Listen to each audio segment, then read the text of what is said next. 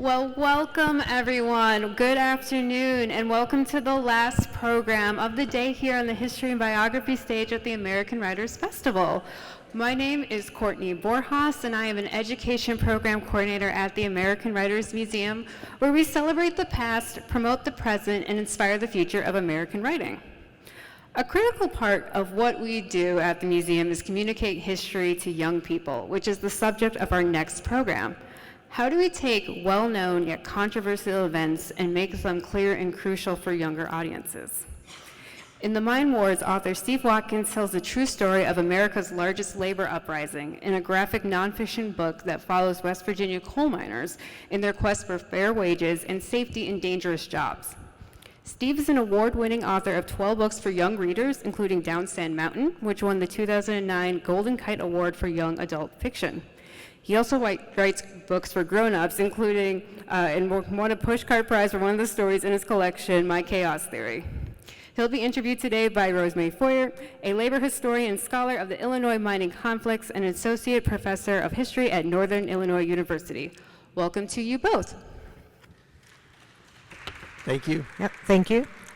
I'm a full professor, not that I'm complaining, but I am also the project director for the Mother Jones Heritage Project, and Mother Jones is one of the featured characters in this book, and I think it's one of the reasons that I was asked to have a conversation with Steve.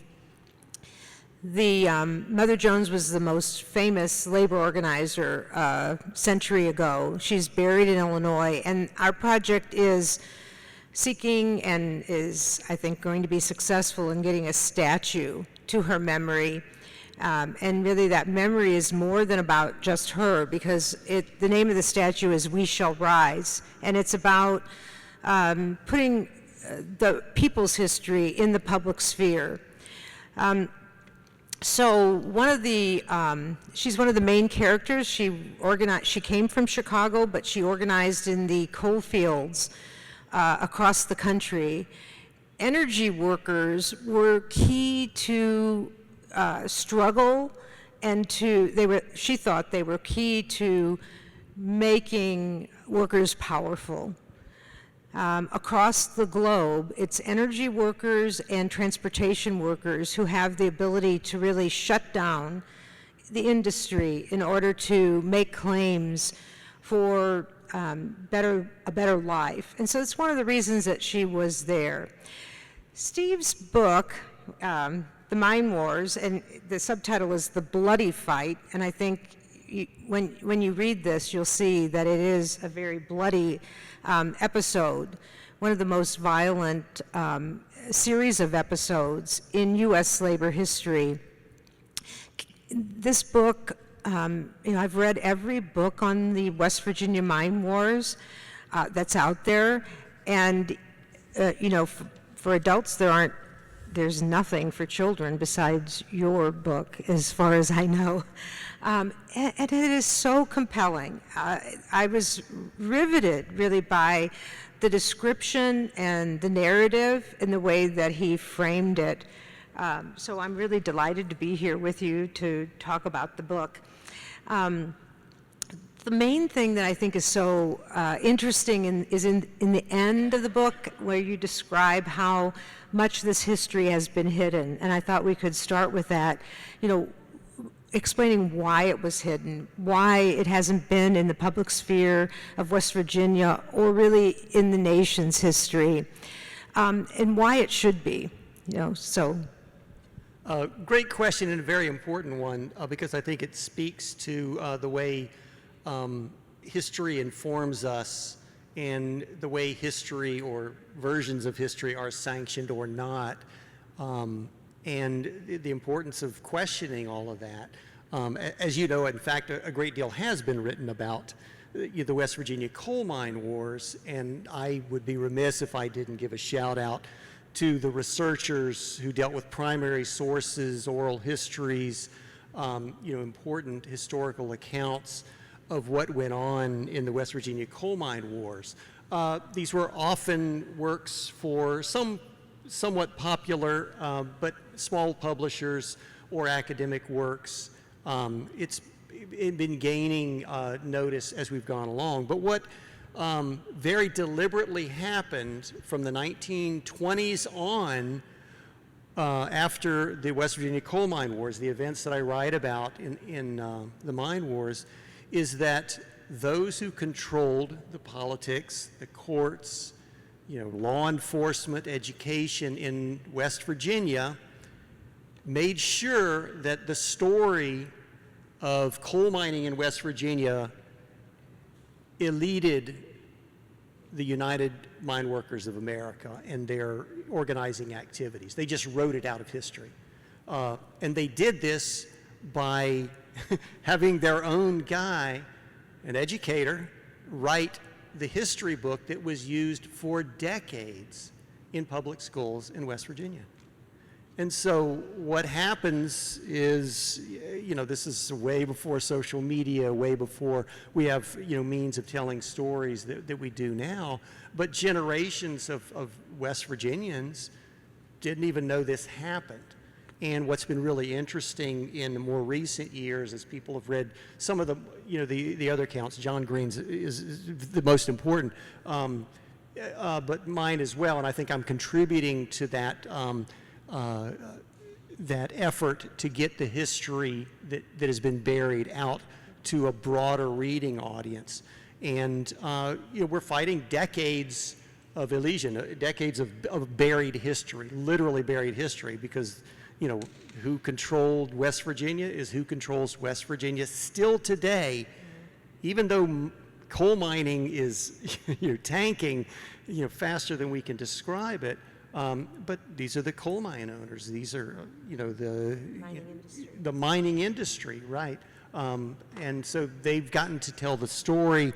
And now I think it's a very, very important thing for young West Virginians who are growing up in a most impoverished, area, arguably in the country, to be able to reclaim what is and should have always been a very, very proud history of, in the extraction industries, of courage, of union activity that brought people together from all races and ethnicities in ways that is the most fundamental, or should be, American story, and yet has been denied all these years. So tell me, or tell the audience about some of the drama and some of the issues involved. There are, real villains in this story. There are some heroes, not heroes without flaws, but all of them collide in an escalating battle that results in what's called the Battle of Blair Mountain in 1921. So can you just give a little capsule summary of some of those characters and the story? Well, of course, nothing happens in a vacuum, and if you know the history of, and this happened a lot of other places too, West Virginia is a particular, manifestation of it. You have a history of repression and of control by mine owners, and it was pretty easy for them to do in rural West Virginia, where often the only way in or out of these mining camps, where mine workers, worked living in company housing, only getting paid in scrip, which was company money, essentially, only be able to buy things at the company store and so forth. But there was no way in or out. Most people had no form of transportation except the trains. And, the railroad companies owned most of the coal mines. And so the levels of control of the people who lived and worked these industries that built America, or built modern America, modern, industrial America, were denied what they considered, or what we all considered, inalienable American rights to, for free association and so forth. Yeah, in fact, when Mother Jones was organizing in West Virginia, she sought out what she called a free town. The rest of them were unfree, that they were so controlled, and that was Matewan. She called southern West Virginia, she called all of West Virginia medieval West Virginia. And for very good reason, because in this repressive, environment, anyone who bucked the system either lost their job right away. And if you lost your job, it wasn't like you went to the next mine to get a job. You were blackballed. You had nothing. Mm-hmm. And these were people living, hard existences, in their families. And but here is this fundamental American story. People resisted, and they paid, many of them, the harshest price: beatings, murders, poverty, certainly, deprivation. They were kicked out of their company-owned homes, but little by little, they sought to make common cause. One of the first people who came in to do coal mining in West Virginia was one of these villains, and his name is Justus Collins. It is spelled Justus. Just Us Collins. One of the villains. One of the many villains in this story. He had this, what he thought was this brilliant scheme, and he convinced other coal operators and owners, to embrace it. He called it judicious mixture. The judicious mixture of Justus Collins was this: take some rural West Virginian mountain folk, take some descendants of slaves from the deeper South, go to Eastern Europe and bring in some people who don't even speak English, put them in a coal camp or a coal town, segregated, and they will never be able to make common cause with one another. They'll be at odds with one another. Their bigotry, their prejudice, their language barriers, their enmity, their racism will keep them apart. It blew up in his face, because what happened was these people came together. For one thing, when you're underground and you're covered head to toe in coal dust, nobody cares what your ethnicity is, what your race is, probably can't even tell, but they realized they were all oppressed equally. And so the United Mine Workers of America, in their Constitution said there will be no, we won't make any discrimination, based on, ethnicity or race. They came together, and this was one of the strengths, one of the most important things about the development, of the United Mine Workers Association and the union activities. But it was not without great cost. My story begins on a day in 1920, in May 19th, I believe. I should know that absolutely. When the coal mine owners hired the Baldwin Felts Detective Agency. They weren't detectives in the sense that you might think of it. They were basically thugs, goons, spies who would come in and bust up union activities. And bust up often meant, physical violence or even disappearing people. In the free town of Matewan, in the mines around there had been union activities before, and some of the mines elsewhere in West Virginia had been unionized, but not in southern West Virginia. But they decided they weren't even on strike. They just signed union cards, and by signing union cards, a great many of these people and their families were thrown out of their homes. And it went on, and people were living in union-supplied tent camps. The sheriff, the police chief of Matewan and the mayor were actually sympathetic to the miners, and had been miners themselves, and decided they'd had enough. And so one day, some of these gun thugs show up, Baldwin Felts detectives, throw a bunch of people out of their homes. They're going back to get on the train, and these people had enough. And Cobble Testerman, who was the mayor, and Sid Hatfield, not related to the Hatfields of Hatfield and McCoy notoriety, confronted them as on their way to the train station to go back to union headquarters, and said, "Where's your papers to allow you to do this?" There was some back and forth on that.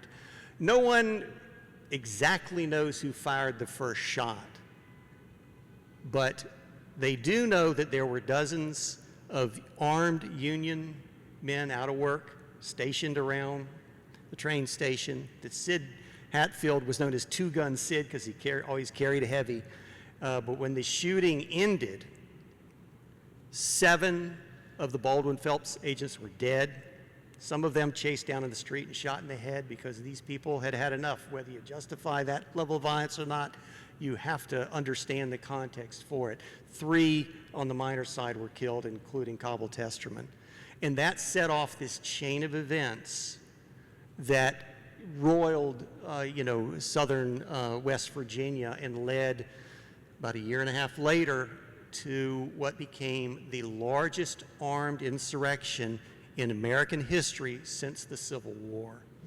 And that was the Battle of Blair Mountain, where at least 10,000 armed miners determined after months and months and months of repression, of martial law, of the owners and their minions busting up, printing presses for socialist or, progressive, newspapers, that they'd had enough, and they were going to go through, the Gates of hell. the gates of hell, but the redoubt of Logan County, West Virginia, which was the most notorious and brutally repressive, county, in the state. And they were going to go over Blair Mountain. They were going to attack Logan County. They were going to hang the sheriff. They even had a song about it. And then they were going to keep going down, into Mingo County, where dozens, if not hundreds, of their fellow miners had been, arrested under martial law. No charges filed, just, incarcerated. They were going to free them. They'd had it. And those were the events that I write about in the book, and I'll pause there because I'm going to let you ask another question. Well, that's some of the drama. That's actually just a fraction of the drama. We have Paint Creek and Cabin Creek, which are another series of wars that happened as a prelude to this, 1912 to 1913, where organizers, including Mother Jones, were put in jail as conspirators to murder. Just this kind of trumped up legal system. So can you talk about how you explain that to young readers? And also, now since you've called up the violence, how did you struggle with explaining this level of violence to that target audience? Well, the bloodier the better, I say. No. Well, it didn't start with the Matewan Massacre, or that's actually what the owners called it. Yeah. They called it, The Battle of Matewan. The Battle of Matewan. They didn't see it as a massacre, the miners and their supporters. 10 years before, in the aftermath of horrific, violence against the miners, but also safety conditions. I mean, there were mine explosions and collapses that killed hundreds and hundreds, and they don't even know how many, because in so many cases, young boys would go into the mines with their fathers, and it wasn't exclusively, male, job, but they weren't counted. But what the work they did to help their fathers went into, you got paid, by the amount of coal that you mined, and so the work that they did so they weren't officially even there, and so, when the Monongah, mine disaster happened, for example, in 1907, officially it was 300 and something, who died in actually 2 mine explosions, but everybody knew it was probably more like 600 or more, many of them children. In fact, the owners tried to blame this mythical child who must have, struck a match where he shouldn't have, this kind of craziness. But in the teens, that was when the Paint Creek, Cabin Creek strike happened, and where a lot of the activism really got going. But there too, there was a significant amount of violence. The miners were not, they were not Gandhi. They were not going to, effect change. They were not going to unionize without fighting, frankly, fire with fire. And And they knew that because they had seen over and over and over again what happened to union organizers who were beaten, who were threatened, who were in some cases killed just outright, or just disappeared into the hollers and so forth. So they knew what it was going to take. You know, I'm not a gun guy. You know, I'm right there with, you know, let's put the brakes on, you know, gun ownership and, you know, these high capacity magazines and stuff. But this was the world. This was the world that they were in, and they weren't always nice about it. Sid Hatfield was not a good guy. He was on the right side of the union, effort as far as I'm concerned. But, you know, no one made a big case that he was some saint. And so I think one of the things that I want and would hope that young readers would get out of this is you don't have to be perfect or a saint to be on the right side of justice. You know, it's like with sexual assault. You know, we want sexual assault victims to be innocent and utterly, completely, you know, angelic. You know, it's BS. We know it is. And yet we still play to those myths. And the same thing with things like, you know, union organizing and union activity. And you know this way more than I do because this is your area, and I'm just a dilettante stepping into your turf. So I appreciate you sharing it with me. I think it's important that young people know that there was violence and there was a part of this. But I tried to write this in such a way that, you know, I don't want to endorse it, but I don't want to deny that it was a part of the story. But I think what you do brilliantly in the book is show that, you know, the legal system was so tied up, entwined with these private interests, these private police, that the private policing and the public policing went hand in hand, even in that march. You know, that it isn't like the Baldwin Felts agents were this private group hired by the West Virginia coal operators and capital finance from New York, from J.P. Morgan. You know, this is what they were doing. I mean, the one part of it that is just astonishing that you played up is that the sheriff, you know, who's supposed to be a public official, do you want to tell that? Don Chafin. Don Chafin, yeah. He's another one of that he was paid $50,000 a year by the coal operators, by capitalists, in addition to his $2,000 a year public salary, right? So this is power, that's raw power. I don't know if you told what that would be in today's dollars, but here's a West Virginia official being paid by the coal operators.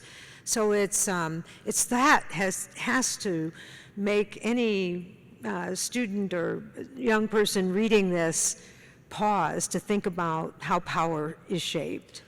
And I think that's a very, very important part of the story. Again, getting back to the nothing happens in a vacuum, that it wasn't just the coal owners versus, you know, the workers. It wasn't as simple as that. For one thing, most of the coal owners didn't even live there. You had operators who were, doing it for, these robber barons, in Philadelphia and Pittsburgh and New York and London. It was, and most of the money being made wasn't even staying in the state. That trickle-down nonsense, that wasn't happening then either. It was going elsewhere. It wasn't staying in West Virginia. But you had in so many of these counties, there were exceptions, but they were few, so many of these counties where the coal mine owners, they owned the politicians. They were the politicians in many cases. They owned the courts. They literally paid the salary, under the table salary of Sheriff Don Chafin, and his deputies. They actually called, he had essentially an army, that he controlled, in Logan County, and this happened other places in West Virginia as well. Well, if you're a miner, who do you look to for redress? Who's going to support you? It's going to be other miners. It's going to be the Mine Workers Union. But who else? Where are you going to go? Because if you respond as they did with some level of violence, then state police come in, and the governor declares martial law, and this judge orders, well, actually it's a military judge by that point, orders everybody who congregates, 2 people congregate who are Union or are seen holding a Union leaflet, you get arrested under martial law. And then they go into these, as I said before, there were some socialist newspapers and some other progressive newspapers that were supportive of the miners. They would shut them down. They would bust up their printing presses. So where do you go? Well, you pick up that hunting rifle. Or what happened more and more to a great many of these, you had served your country, as thousands, tens of thousands of these workers had done in the Great War, what was known as the Great War at that time. Well, you still have your uniform. You still have, in many cases, your weapon, or you bought it on surplus. And so increasingly you go to those weapons, and when it came time for the Battle of Blair Mountain, these guys put on their old army uniforms. A great many of them. They called them the Redneck Army not because they were rednecks, I guess a lot of them were, but they tied a red bandana around their necks so they could, identify one another. But they saw themselves as proud Americans who were being denied their American rights to organize, to free associate, for freedom of speech, on and on and on. And, they saw themselves as being victimized. They didn't want to be victims. They wanted to just do a day's labor and get paid, and be able to make their decisions for themselves. So that's what they're up against. And they just saw that private army as illegitimate, and it was their right to take on that private army, but maybe not so much the federal troops, right? There was a sense that these are hired thugs, and it's our right to fight fire with fire. Well, the Battle of Blair Mountain went on for several days. And it was a pitched battle. There were machine guns, there were planes dropping bombs on the miners. They were inept as could be, and didn't hit anybody, but they sure tried. The fabled Billy Mitchell, if you know much about your World War I history, he was going to fly in, and he ended up doing nothing. But this was a pitched battle, and of course, Don Chafin's army, private army, and the owners had the high ground. Well, you know what that means. They had days knowing the miners were marching slowly, to Blair Mountain, and so they were defending the high ground. The miners were trying to, attack up the hill. They were, back and forth it went. No one knows how many, frankly, were killed, because the miners would take the bodies of their, the dead miners and spirit them away, and they'd be buried in family graves, and no one really ever knew. It could have been in the hundreds. You've seen different numbers. But they likely would have prevailed. They had the numbers, they definitely had the dedication, and the guy that Don Chafin had chosen to run his private army was drunk the whole time, and back in the town of Logan. But then Warren Harding, the president, finally was convinced by the West Virginia governor to call in federal troops, which he did. And the minute the federal troops came in, the miners stood down, because they were not going to fight their own people. And they saw the federal troops as their own people. They had served in that same army. These were American soldiers. These weren't West Virginia mine thugs or their minions or people on their payroll. These were other fellow Americans wearing the uniform. They respected them. They were not going to fight them. And they saw, and we were talking about this just before, probably in some ways naively, that this in some ways could be their salvation, that surely now that the U.S. government was involved, not just these West Virginia bond-sold West Virginians, that someone would see the situation for what it was, that they were being treated unfairly, that their lives were in jeopardy every time they went down in these unsafe mines, that their children, didn't have proper education, on and on and on and on, that they weren't getting paid, properly, they're being paid in scrip, and on and on and on, that martial law was denying them their American rights, that once the troops came in, the federal troops would see, they and their officers, what was really going on in West Virginia, and they would make it stop. They would restore the rights to these workers, their right to unionize, to organize. Instead, what happened was, after they stood down, a lot of them gave up their weapons, a lot of them didn't. They were arrested en masse. And at 500 or more, well, actually, the West Virginia governor tried to get Warren Harding to bring the miners up on federal charges of treason. And Harding, it was no great shakes for anybody, but he didn't want to have anything to do with it, didn't see it as politically viable. He washed his hands and said, no, if you want to bring them up on treason, that's your state thing, which is what they did. So they went to the Jefferson County Courthouse where fellow you may remember, John Brown, was convicted of treason and subsequently hung, and they tried, or these 500, miners and organizers and officials there, or at least they tried to. They got one conviction out of it because I think regular West Virginians in that area, you weren't going to convict anybody of doo-doo. Plus the charges just didn't add up. What exactly did you do?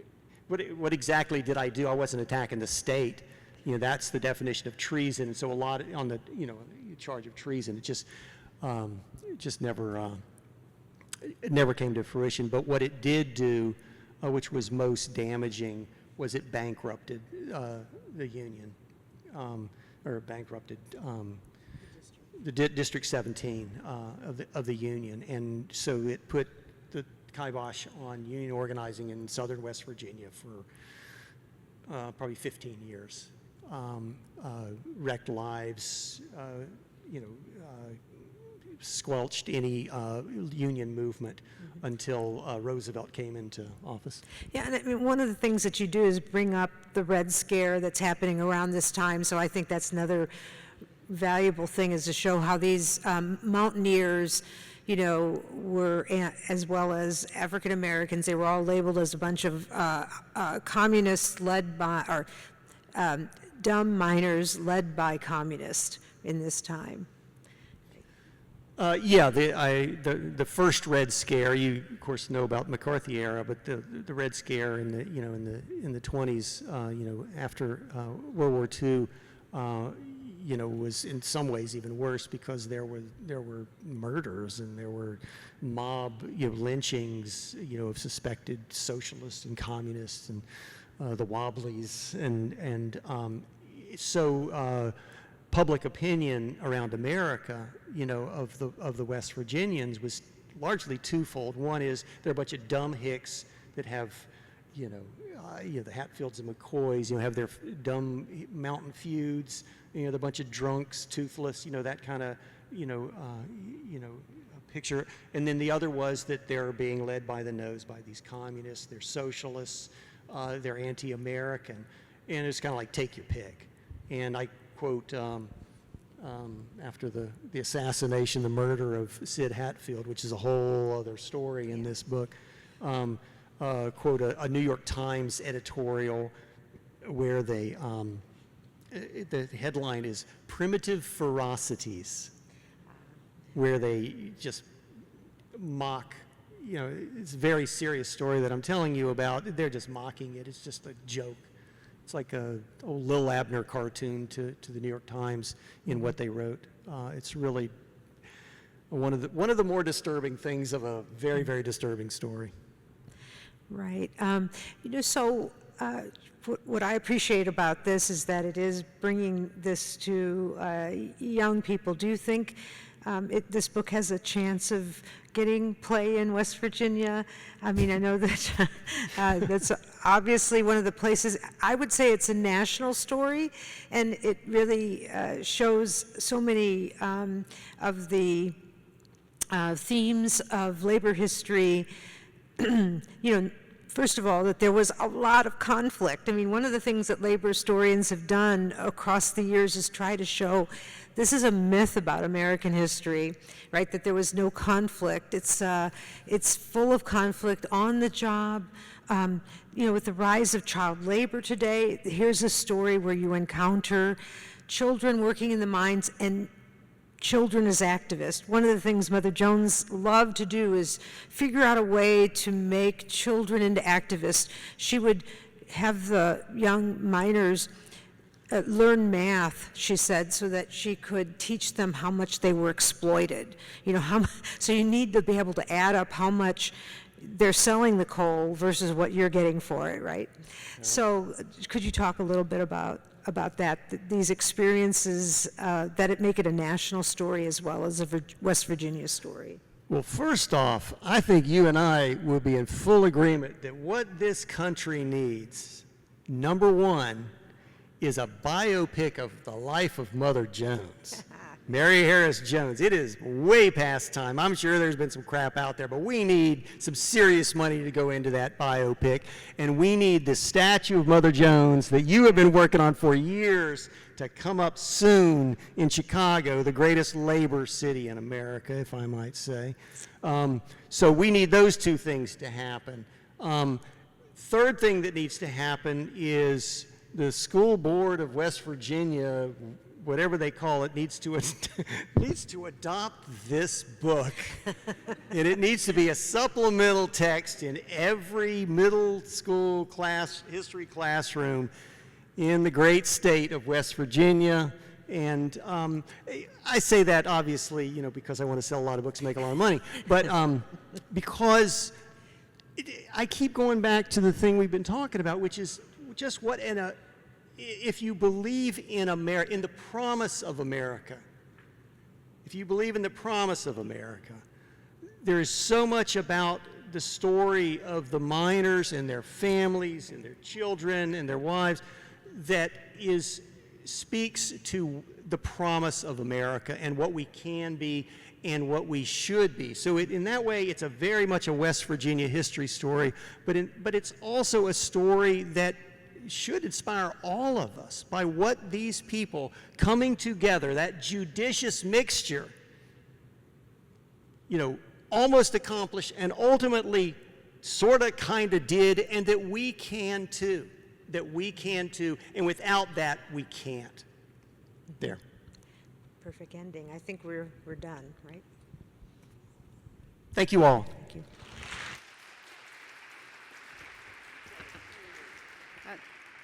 What a